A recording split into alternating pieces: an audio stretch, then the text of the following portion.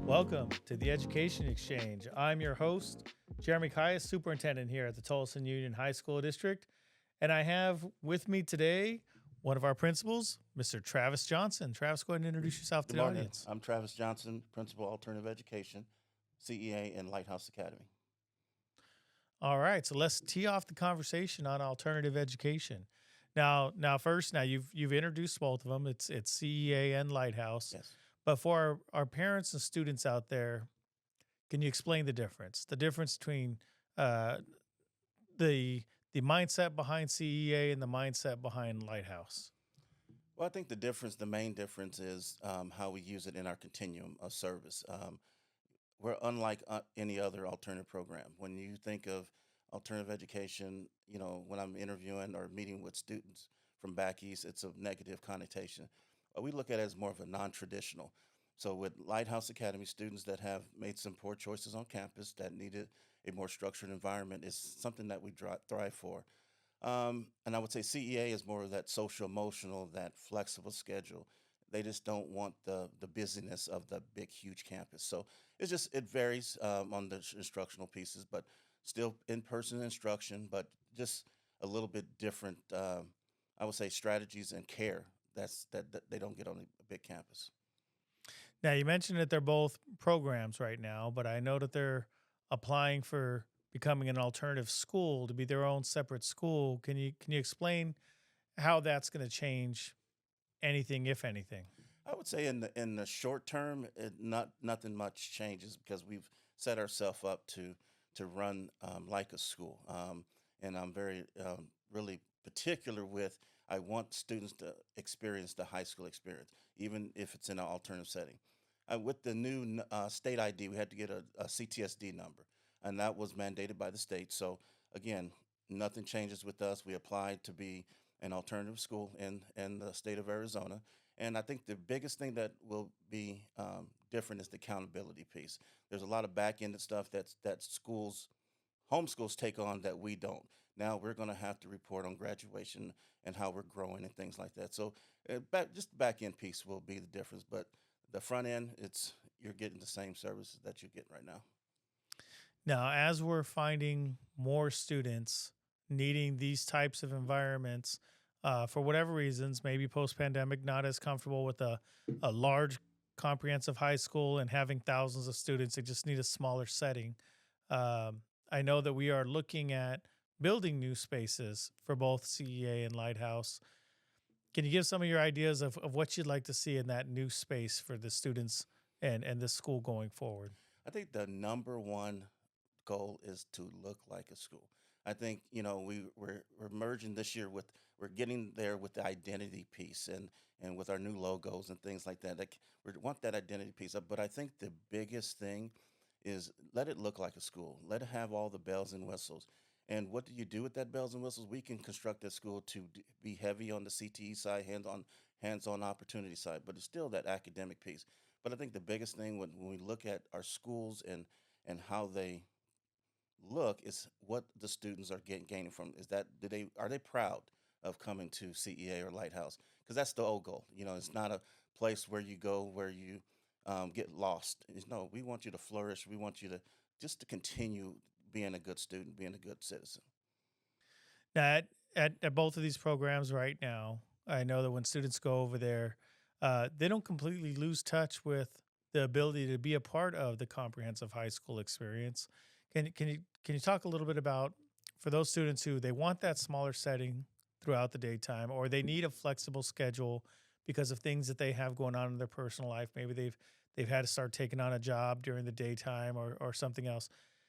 How do they still stay engaged with extracurricular activities? Participate maybe if they want to play on the football team and go into one of these alternative I would say the settings. biggest thing is communication. Is we need to make sure we communicate with them what their homeschools are doing. I always say in my intakes, we're not trying to steal your identity. You're a Lobo. You're a Wolverine. That's your homeschool, and that's where you're going.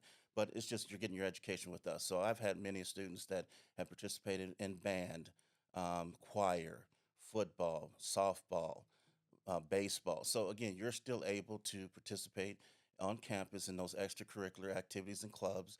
and also attend any events on campus, just like any other students on campus. So they don't have to miss out on any of the high school experience to still be able to get their education portion delivered through this alternative setting. I would say the question is, what is their high school experience? We're giving them the opportunity to set what their high school experience for them, so they're not missing out because they're still able to do those things. So we're able to just tweak it a little bit on what is that experience for you, because everyone's experience is going to be different. I was in athletics, I was in band when I was in school, and some might be more on the club side. You're still getting that extracurricular and still that peer to peer socialization in relationships. Now, for the students that come to you, roughly how many of them do you see they just needed a break from the campus and then they want to get back to the regular home campus versus students who come to you and they're actually thriving in this new setting and they have no aspiration to go back to the home campus. They just want to stay in this setting because they found something that works for them. I would say majority of students don't want to come to us, and when they get there, they don't want to leave.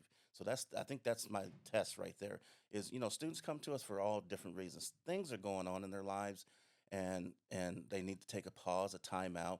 We're giving them that timeout. We're giving that pause, and then before you know it, they want to stay. So whether they're split on campus or they're with us for one of our sessions, they once they get there, they don't want to leave. And then I have some that when we transition back to a comprehensive campus, we still keep that support with them that first semester. So they might split with us and say, you know what, I'm not taking a full schedule. You might be on campus fourth, fifth, and sixth hour just to kind of get your wheels back on your footing back underneath you. But I think the biggest thing is they want to come to us. They want to stay with us when once they get here, and it's because they don't. It's the unknown. They don't know what a non-traditional setting looks like. All they've known is period by period, bell to bell, 7 minutes in between, 1,000 something students on campus at 2,000 at one time.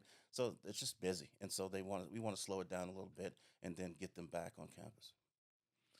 Now, with the new spaces that you're going to be getting, what are you looking at in terms of additional amenities? So now that you're going to be your own school, and you're established as your own school instead of just a separate program, you're going to be your own school. What are some of the additional amenities that you would like included with that campus to be available for your students? What do you see as something they typically like to engage in? Like, do they need a half court basketball court outside to throw a ball around? Like, what are some things you think that they need? Oh, absolutely. I would say the basketball court, something a space that we can go in and really do some inside stuff like that. But I think the biggest thing that I'm looking forward to is how do you bring CTE to alternative education? Because again, I think it's doable, and you got to have the facilities to do that. Hopefully, when we have the building, we're going to have a lab for lab sciences, but we want a space where students can be creative and do the hands-on stuff like we did when we were in school and metals and shop but maybe taking CT to a different level. So my goal is to at least add some CT programs to our alternative education programs down the line, but definitely your basketball courts, your space, your media center, your ability to have a full-size kitchen where right now students have limited opportunities for meals. Now we have a full-size kitchen that we can do things out and maybe culinary. So again, there's some different things that we can do. All right, now those programs typically, they need a high student participation to make them successful. Are there any specific CTE programs? I know you mentioned culinary. Um, what are some of those that you see that knowing your student counts, knowing the backgrounds of your students and things that they've typically have expressed interest in? Are there certain programs you think rise to the top of you would like to explore those CTE programs first? Not yet, but here's what I want to do is have us when we have a space is we got campuses that do well with Westview, with welding. We got autos at Tolleson. And when I was first in Tolleson, we first came to Tolleson in 2004. The zero and first hour, they were going to our different campuses to do some of that CT programming. So some of those big things are I would leave it up to the campuses and maybe form a partnership with them on how our students can learn from them. But I think looking at some of the like you said, the culinary because of the kitchen, maybe some type of I don't know, something out there I know that alternative ed does and that our kids can do that I'm gonna find it. So My plan is to, as we're building this, is going around and seeing different programs, even in state and out of state, to see what type of, not necessarily what their building space look like, is what programs do they bring? What is different about them? And so again, because you'll have the architecture, they'll give you what you want. You have so many bathrooms, you have so many uh, lab sciences rooms to do this, but how many spaces can they are they dedicated to enhancing our students? And so that's what I'm going to be looking for when we start building, is that extra, not the the ordinary stuff, is what we're going to do extra. Now, under the current structure with this program, you have very limited spots, and I know that typically you're waiting for referrals. Students are more referred to look at the alternative setting, but once you have your new school, you're gonna have a little bit more space available. Do you see that when that transition comes, you're going to be ready for maybe the parents and the students are reaching out to you like beginning of freshman year, they're telling you know what they're feeling a little anxious about a comprehensive campus and they just want to go straight to that alternative setting, and not even go through the large And you campuses. mentioned earlier, what are some of the benefits of having that number and becoming a school? And that's one of them, is going out and publicize, and really putting your and sell and putting your name out there. Kids going to have a direct link to us. We have to put some things in place, but I think as we grow and we're expanding it, we're going to be out there with our other campuses, going to their future freshman nights and having different things just to see what's out there. Have an experience with distance learning with Tolleson virtual. I want to do something different than that because that was during COVID. That was a hectic time for everyone. So I've learned from my mistakes on what not to do when you're putting a new school out there, because with Tolleson virtual it was a new school. So it's just more of making sure that we communicate with our parents and our families, just to say what's out there. Of course, we want you to have that um, big time high school experience, but again, it's not for everyone. And this building will be that. It's not for everyone. It's going to be for students that want to learn at their own pace, and just do some things different. And so I think the biggest thing is getting out there and putting ourselves out there, and we got a good PR department to do that as well. So So I like how you touched on a couple of points there. How you mentioned it's not for everyone.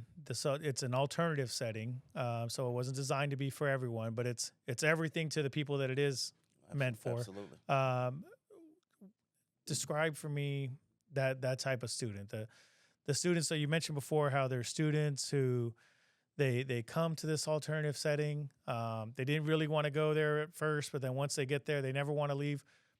What is the makeup of that student? How would a student know that an alternative setting is going to be the right place for them? I would say, because life happens, and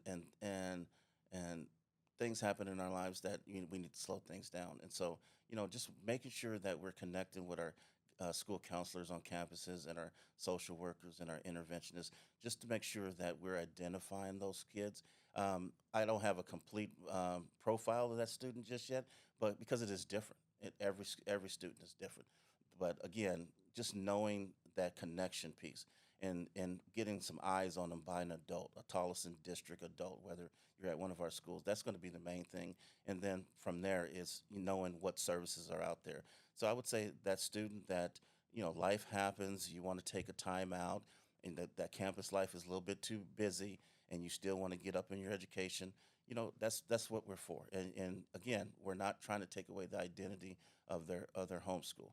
Down the line, when we have to do some things from the state on as far as diplomas and everything. But right now, we're going to have a plan to still stay within the Tolleson district and still stay within the home schools right now, the first few years, just so we want to make those connections. And as we get bigger, we will build our brand and reach out to students and say, are you a Tolleson high school student that wants to learn at a different pace or wants to learn in a different way, your way, not my way, but your way? So again, it's just developing that plan, developing that profile is going to be the key to once we um, move forward with the big school.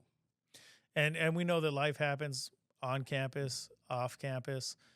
But as you've touched on, your programs, they offer a great deal of flexibility. Let's talk about that flexibility. So if I'm a student, early mornings I've got to work. I can't be at school by 7, 8 in the morning.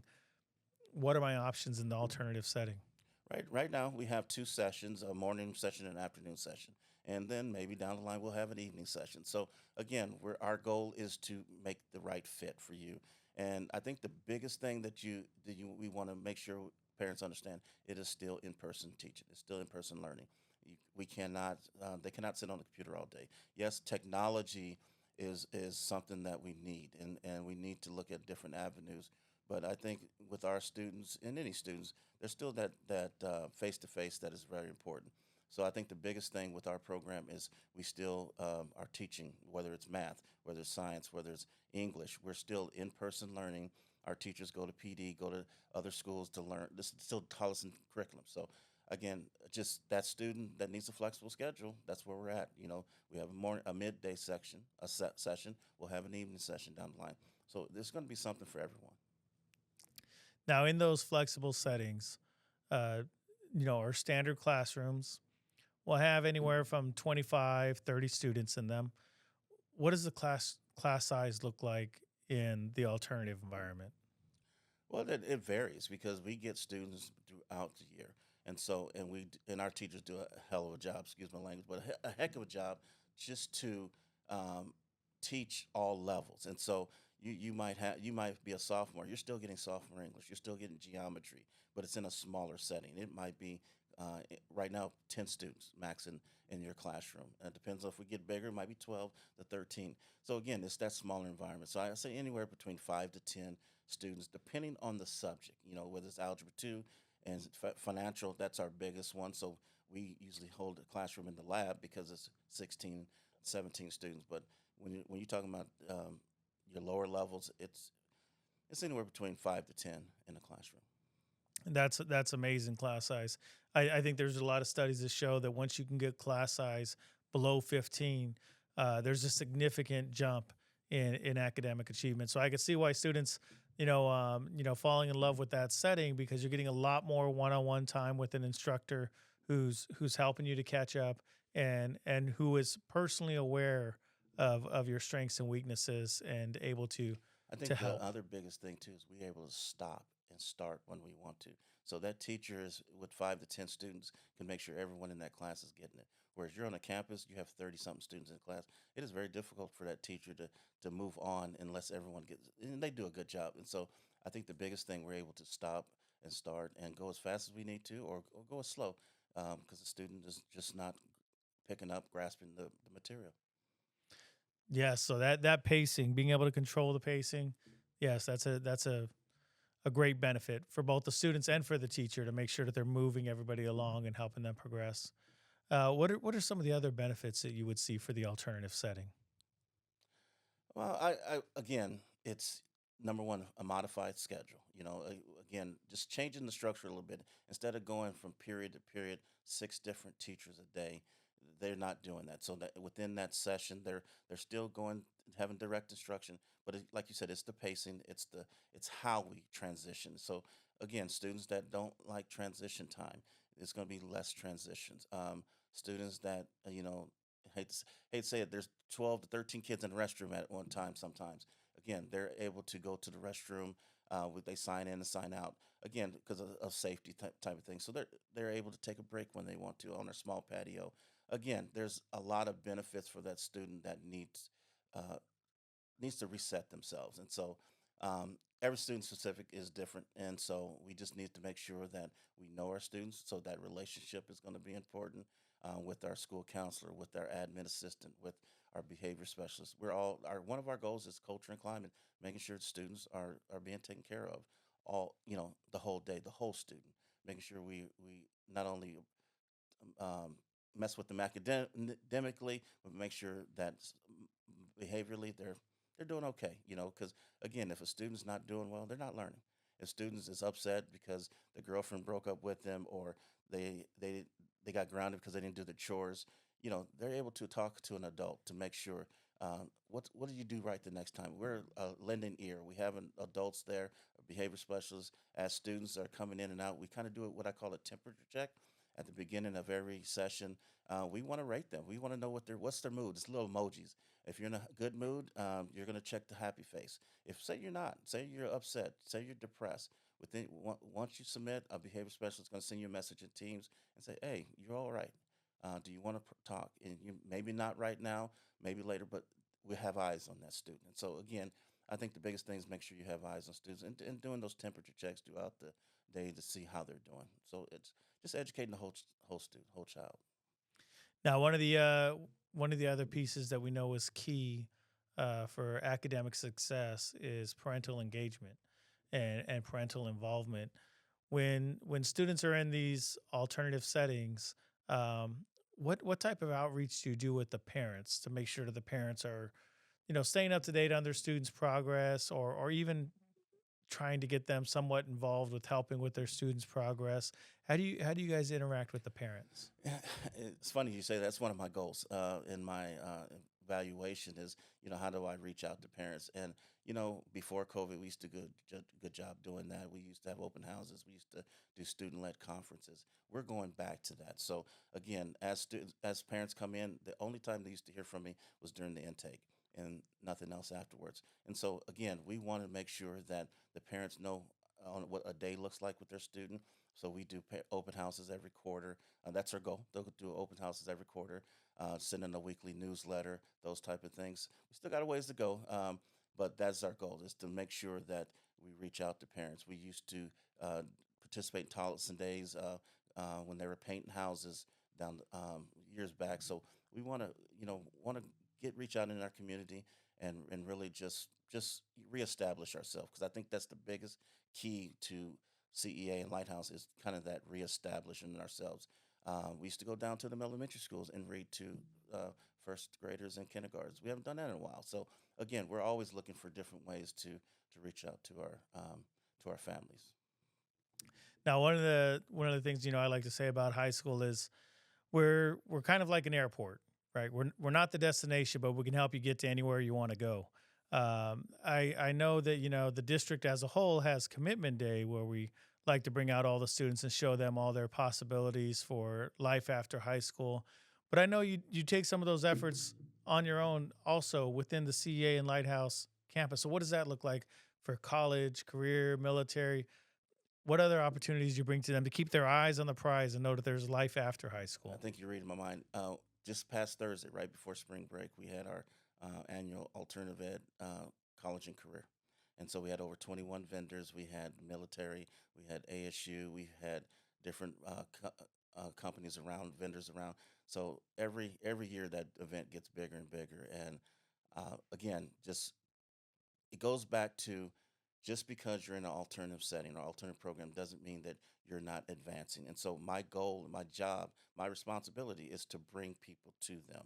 And so we just kicked off our annual um, college and career day. It was a success, headed by Miss Hernandez, our school counselor. And so again, it's just really bringing those people to alternative education.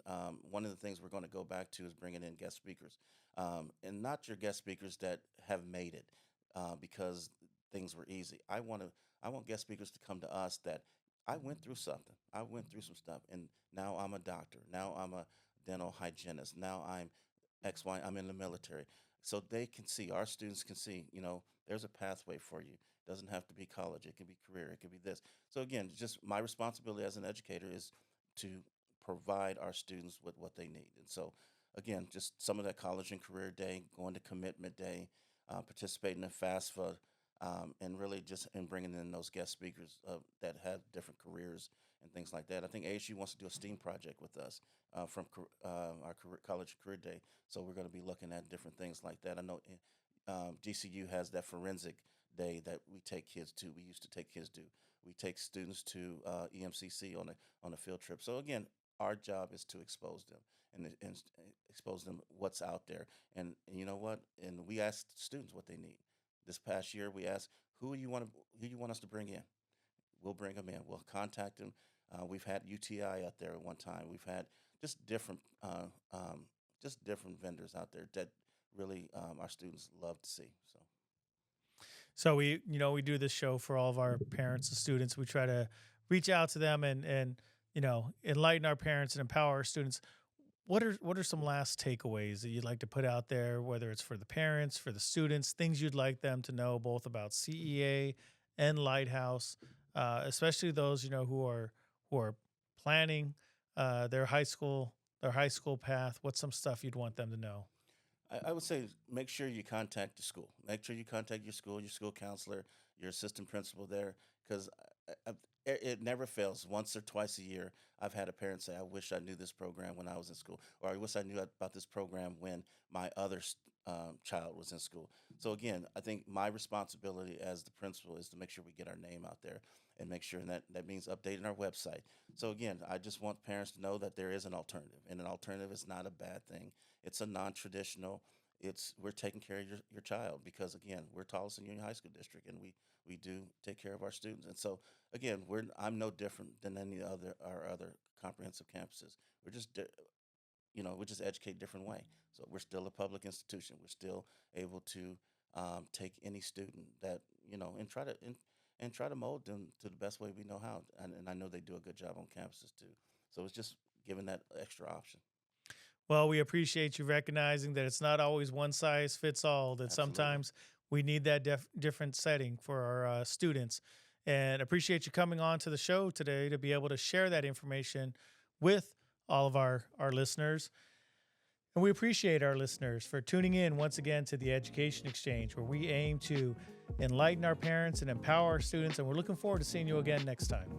And that's the end of our show. Thank you for listening. If you have questions, want more information, or would like to be a guest on the Education Exchange, please send us an email at podcast@tuhsd.org. Don't forget to hit that subscribe button, give us a like, and tune in next week to the Education Exchange. You can catch all episodes on your favorite streaming devices or directly at www.tuhsd.org/podcast.